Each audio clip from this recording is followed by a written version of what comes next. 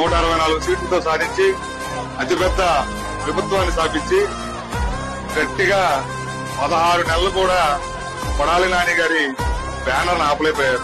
గట్టిగా 16 నెలల 104 శాసనసభ్యులతో 1 సంవత్సరం ఆపిందేమో ఆయన వేడుకల్ని, ఆయన అభిమానుల్ని, మీరు మహా అయితే ఆ నాయకుల్ని, మాలాంటి వాళ్ళని బ్యానర్లు కట్టుకున్నాను, ఇలాంటి వేడుకలు జరుపుకోవడం గట్టిగా మీరు మారితే 16 నెలలు 17 నెలలు ఆపుకుంటారు.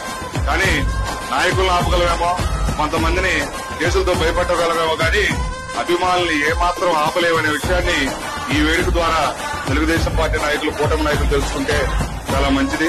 అప్పుడే ఈ రకంగా అభిమానులు బయటకు వచ్చి ఇంత కోలాహలంగా, ఇంత సందడిగా, ఇంత తెగువతో ఆయన కార్యక్రమాలను నిర్వహిస్తా ఉండటం చూస్తే వచ్చే సంవత్సరం ఈ పార్టీకి కొడాలి నాని గారి ఆరోగ్యం కూడా పూర్తిగా మెరుగుపడి మళ్లీ గతంలో లాగా ప్రజాసేవకి అంకితం అవుతారు.